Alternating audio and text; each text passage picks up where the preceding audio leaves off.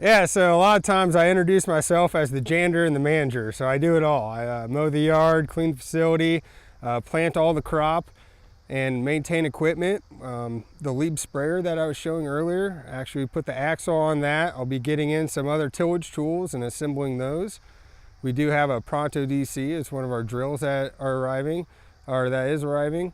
And gonna have to assemble more equipment as time goes on just to see what we get from Europe and what new ideas are brought to the farm. Here from 7:30 till the time I get done. Just depends on what time of year it is. Obviously this spring, I was getting a lot of shipments in of different equipment, tractors, demo tractors, that sort of thing. Troubleshooting all this stuff, because you get a brand new machine off the line, it's going to have its what we call gremlins in the lines and stuff they got to work out. So it wasn't too bad though. Like I said, the planter, that was spot on. I spent an hour and a half out in the field. 45 minutes, that was GPS issues. Hit the field, plan the whole farm. So that was just an instance in the spring, but typically in the summer, making post herbicide passes, crop scouting, just making sure that everything is as good as it can look. That's my main goal. Do have a lot of service trainings. I sit on the sales trainings as well. It's important that Horsch employees are educated, obviously, so we can answer everyone's questions and fix everyone's problems. And other than that, it's looking ahead as well. So I'm trying to prepare myself for this fall. This fall, it's not going to be harvest, tillage, and done. It's going to be, okay, we got to put this cover crop here. I got to plumb up a joker if I get a partner in from Europe to be able to seed cover crop and fertilizer with the joker. Getting, like I said, a tillage tool in from Germany that I have to assemble here. So you just never know what you're going to get until someone calls you, is like, hey, got a new project. So as a lot of people know, here in the Corn Belt, it's probably the highest corn residue in the world. So with our yields that we get and the different genetics that we have with the stiffer and harder stalks, this is a great test for, let's say, the joker to see how our residue management systems work. The purpose of this place, like I said, we got a crop behind me. I put that in this past spring. We have corn, sugar beets, canola, and soybeans. So really that is just to show what the Maestro is capable of, and that's our planter. I want to have this crop up by the show, and a good looking crop for guys to come out here and see. Seeing is believing. So if they see a good crop, they know we can do it. And then we go to our live demo area where people can see it run in the field. So that way they know, I wasn't babying it. I wasn't going 4 miles an hour. So it was an idea to show people what did we do and how do we do it.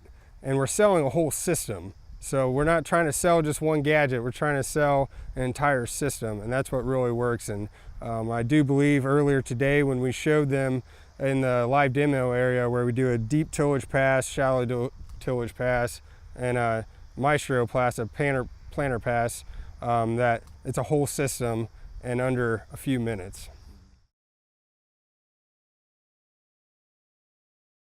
I had my plot layout earlier, and I was showing the guys out in the field, why is the crop the way it is? Why is there only one corn hybrid? Why is there only one soybean hybrid on the farm?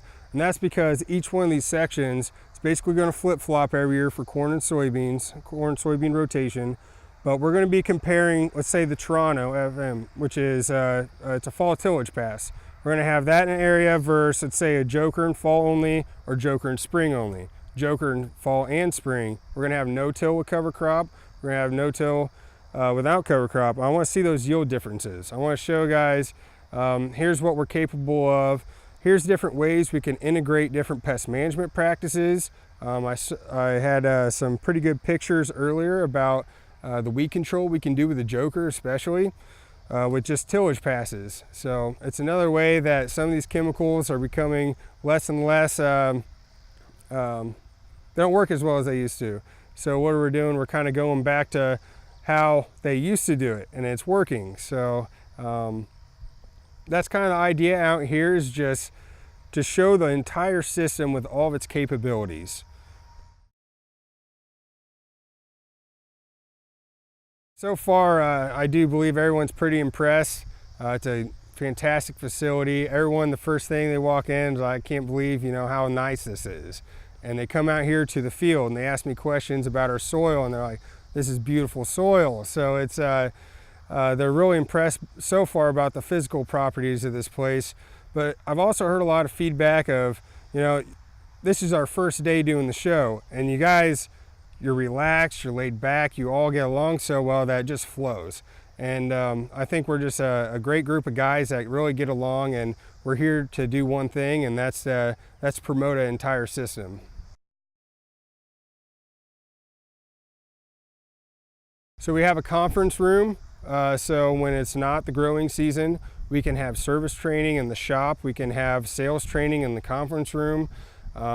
We're very close to Bloomington, so we do have an airport. That's really important, especially for the people coming overseas, because if we have to go to Chicago every time to pick someone up, we're killing a day in driving. So for them being able to have easy access to Bloomington and being so close to the airport, we're getting a lot of customers coming in from even Germany that are making round trips, and it's easy for them to fly out of Bloomington.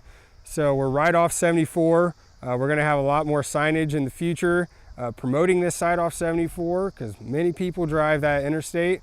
150 is one of the most traveled highways in this area. So everyone eventually will at least see the name Horsch going east to west.